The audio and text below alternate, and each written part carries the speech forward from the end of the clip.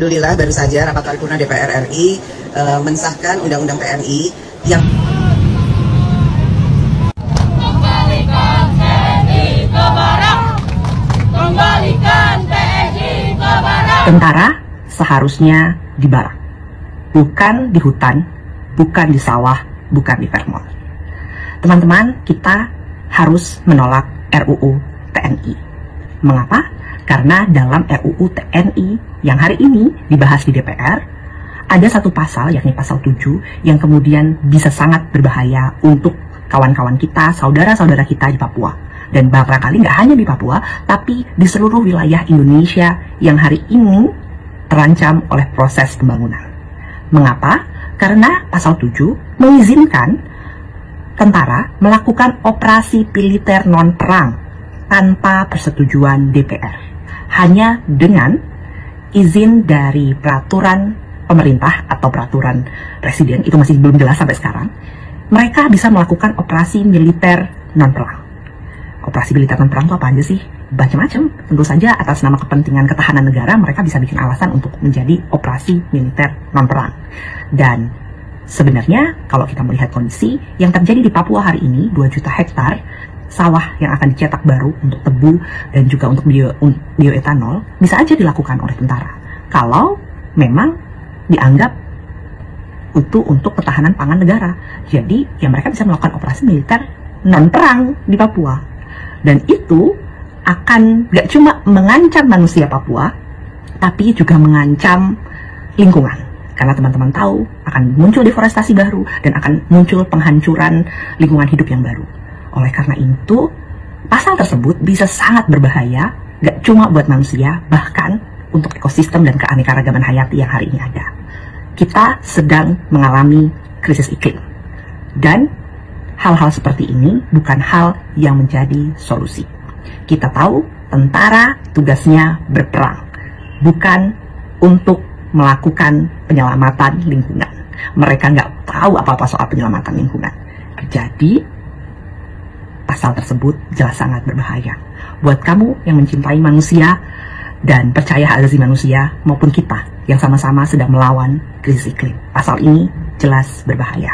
Namaku Sekar Banjaran Aji dan aku advokat lingkungan kesayanganmu. Tolak RUU TNI. Wedel, ada lagi nih undang-undang baru yang baru aja disahkan. Kapan Bu disahkan undang-undang perampasan aset untuk para koruptor yang bejat banget di Indonesia? Undang-undang perampasan aset yang paling urgent di Indonesia, Ibu Puan. Kapan Bu? Mau dibuka Bu peluangnya Bu? Kapan Ibu ditok-tok gitu Bu? Kapan? Di Konoha pokoknya permasalahannya itu cuma satu, korupsi. Permasalahannya cuma satu, korupsi. Bukan masalah sistem, bukan masalah apa. Pokoknya satu aja, korupsi. Jadi kalau tidak ada kepastian hukum tentang terpidana korupsi ini, aduh, udahlah. Bubar aja lah kita ya. Bubar.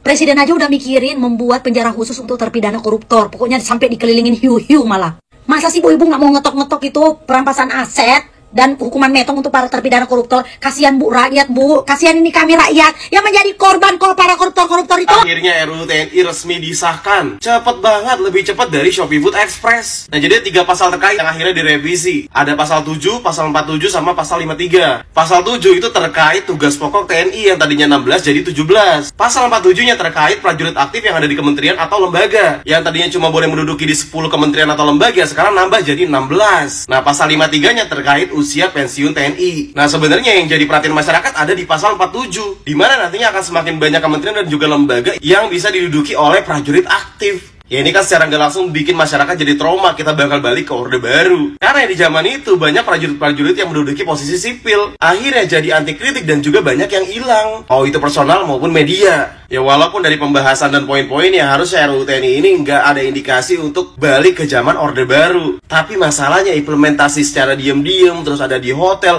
ngebut, itu yang jadi pertanyaan. Beneran nih nggak ada apa-apa di balik RUU TNI ini? Atau ini cuma jadi pintu pembuka aja untuk adanya revisi undang-undang berikutnya? Pesan Ibu Megawati Soekarno Putri soal revisi UU TNI, jangan kembali ke Orde Baru. Saya tidak mau komentar macem-macem tentang hal ini, tentang persoalan ini, karena saya sangat menghormati Ibu Megawati Soekarno Putri, saya sangat mencintai Ibu Megawati, saya sangat sayang Ibu Megawati, saya respect sama Ibu Megawati, jadi saya tidak mau berkomentar aneh-aneh. Karena apa? Karena saya sangat mendukung apapun yang dilakukan atau yang dikatakan oleh Ibu Megawati Soekarno Putri. Jadi apapun yang dikatakan dan dilakukan, saya anggap benar karena saya sangat respect kepada Ibu Megawati. Dan biarkan mulut netizen saja yang komentar. Ketua panjanya aja orang PDIP. Masa sih? Lah, yang rapat diam-diam itu kan kebanyakan orang-orang Anda, ketua lagi. Seolah-olah tidak terlibat, padahal aslinya pimpinan rapatnya bukan Banteng, si Uut itu, Uut Permatasari.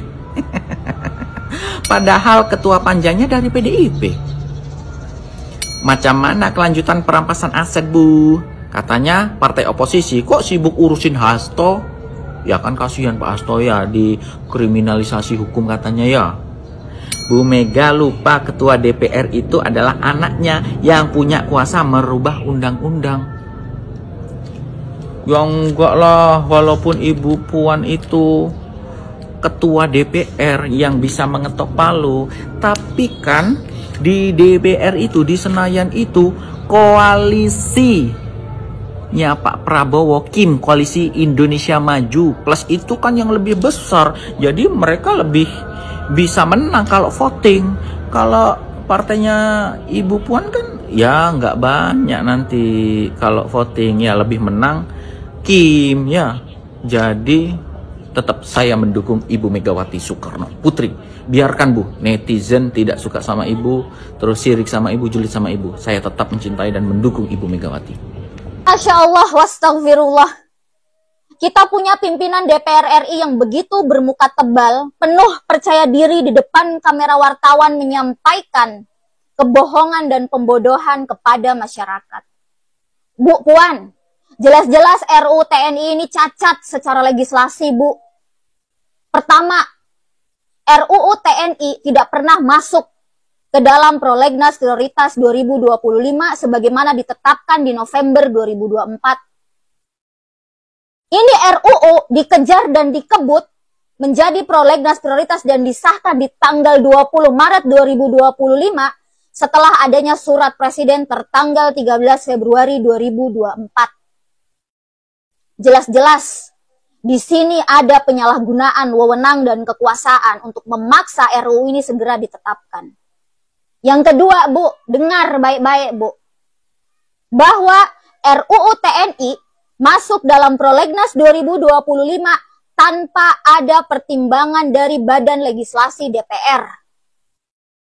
Bahkan ketika ditetapkan masuk menjadi prolegnas prioritas 2025 pun tanpa sosialisasi dari Badan Legislasi DPR. Hingga ditetapkan. Hal ini menyebabkan masyarakat tidak terinformasikan dan tersosialisasikan bahwa di prolegnas prioritas 2025 nangkring nih RUU TNI yang tiba-tiba sekejap mata disahkan. Ini kan masyarakat dibohongi. Masyarakat dikelabui. Selanjutnya, Bu, jelas-jelas ini barang dilakukan secara sembunyi-sembunyi. Kenapa sembunyi-sembunyi? Karena sampai hari ini, Bu, dari mulai naskah akademik, DIM, atau daftar inventarisir masalah, sampai draft RUU TNI terbaru, tidak ada yang bisa mengaksesnya secara terbuka. Bagaimana kita harus membaca? Ya jangankan kita mau membaca draft RUU terbaru, ya rapatnya aja diadakan secara sembunyi-sembunyi, terus Ibu masih dengan percaya diri menyampaikan ini sesuai prosedur dan dilakukan secara terbuka. Malu, Bu, malu. Malu, Bu, malu. Jelas-jelas ini mengangkangi demokrasi. Jadi, come on. Jangan seolah-olah bahwa masyarakat ini bodoh, dungu, tidak tahu apa-apa. DPR dan pemerintah menerima masukan dan aspirasi dari seluruh elemen masyarakat yang dianggap penting dan perlu. Tentu saja juga masukan dari mahasiswa, perwakilan mahasiswa juga sudah kami dengarkan.